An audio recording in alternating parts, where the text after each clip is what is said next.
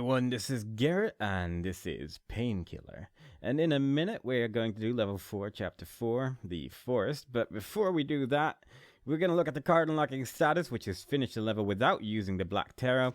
And that unfortunately also means not using silver cards, so removing those. Also, we're playing on Abyss difficulty right now, which is the only way of doing this level. Otherwise, it is locked. And as such, let's get started. Okay, now there's a couple of major differences between Abyss and the other difficulties, which is enemies deal more damage, enemies don't drop souls, so we don't have any healing items in this level at all, which is rather unfortunate. Usually there's at least some of those, like, golden healing items in levels, but this one doesn't even have those. And you can't quick save either. So without further ado, let us run like a maniac in this general direction and grab a whole bunch of ammo and spawn everything instantly. Because there is a lot of enemies here, and I actually find it a little bit easier to take care of all the enemies in this level once you've just spawned a whole bunch of them at once. One reason for that is because you'll just have a little bit more time to collect as much ammo as possible, and ammo is rather useful in this level. We're going to mostly be using rockets in this level, but it is useful to just have as much ammo for everything as possible, obviously. But as we jump around, gonna try to collect as much as possible and try not to get hit as much as possible at the same time.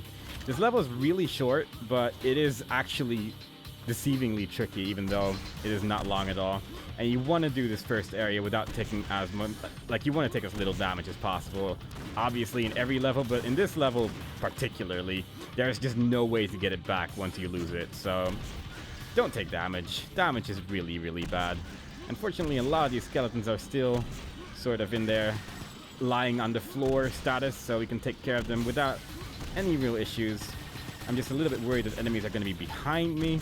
Also a bit worried about a couple of witches which are flying back and forth in this area, which do deal some damage with their projectile attacks. Usually they don't hit at all, but every now and then they do get a shot off, and it's rather tedious when it does happen.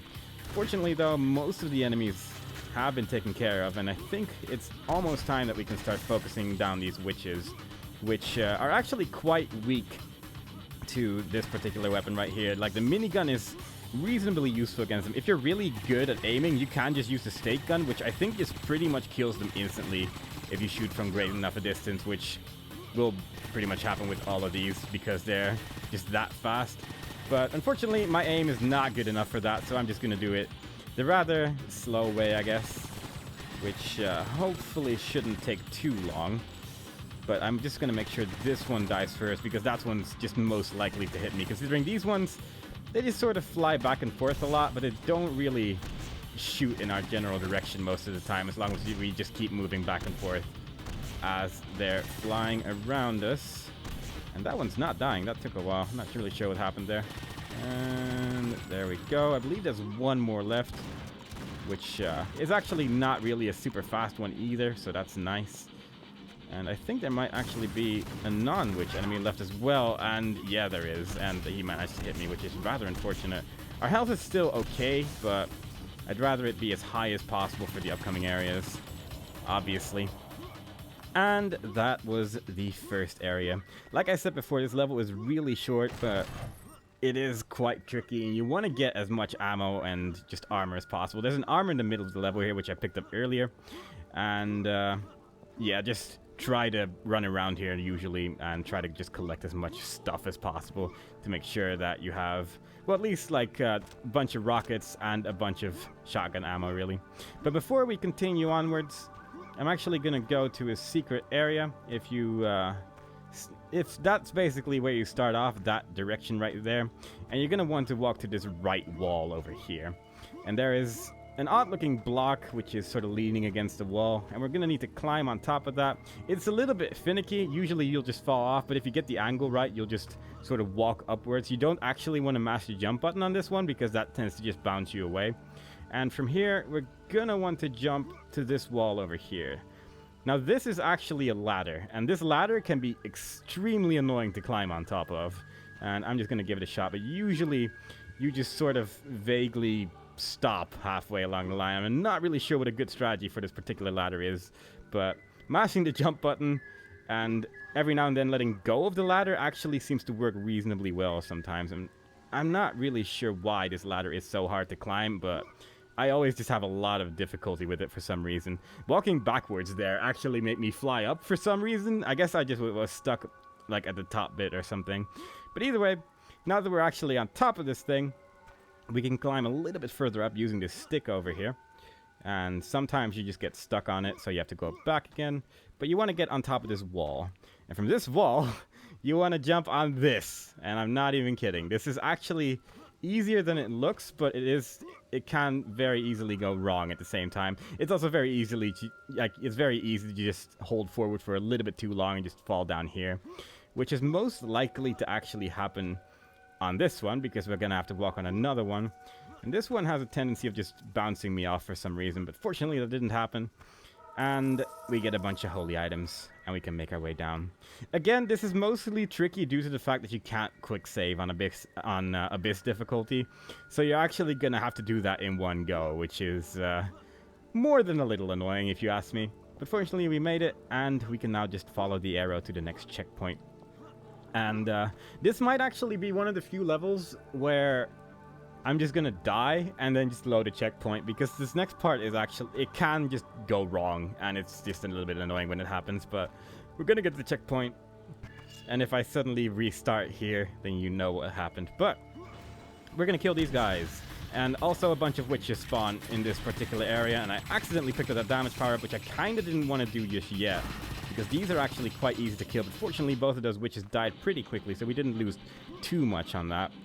And we're just gonna have to kill as much as possible here, as per usual. There's a bunch of skeletons just sort of lying behind this wall over here, and taking care of them now makes it just a little bit easier, just because of obvious reasons, really. Like, you don't have to worry about them randomly reviving and then just a whole bunch of skeletons being in your way.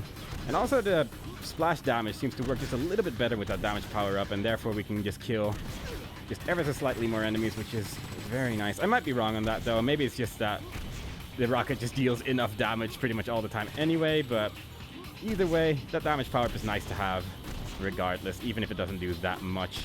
And I'm again saving the witches for the end, because they're usually not too much of a problem. It's very easy to get stuck on bushes here, which is rather annoying, but we should hopefully be fine. And I'm just going to switch to the shotgun for all these witches over here, which doesn't work extremely well, unfortunately, but it usually gets the job done after they've flown around a couple of times at least. And there's a whole bunch of shotgun ammo in this area anyway.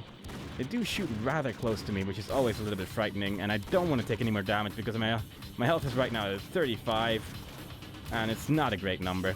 Killing two of those witches will like open up these walls over here, and it spawns a couple of these dudes, which also shoot projectiles. That one fortunately hit the large stick in front of him, and gotta make sure that we just kill him. Oh god. Took a little bit of damage there. I don't think we can freeze these guys, unfortunately, but it's fine, because we should be fine, because this guy seems to be a little bit confused by that tiny little wall over there. Oh, but I got confused by the wall behind me, so it sort of works out in the end. But I think we're just about done here, fortunately. This is, again, a really short level, and I think this last witch over here should be the final enemy, fortunately, because her health is not looking good at all. Not really sure how she instantly appears all the way at the back again after flying away that side, but it does make it a little bit more convenient in trying to line up your shots. Now, before we leave this level, we're actually going to go over here where there is another holy item waiting for us, which is the last secret area. Some more of these, because why not? And that was that. It's really short, like I said, about 14 times. But it is oddly tricky just because there's just no healing items and you can take a lot of damage very quickly. But let's leave the level and never look back on it, because we have beaten it, and we have beaten it without using the Black Tarot, which gives us Divine Intervention. All cards can be placed for free, which is not bad. We weren't really in any money issues, but now even less so.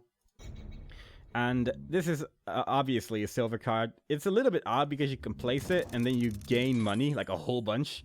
And then you can just remove it again by right-clicking, and then you can place it again and you get even more money. I'm not really sure what the deal is with that, but that's one way of getting money at least.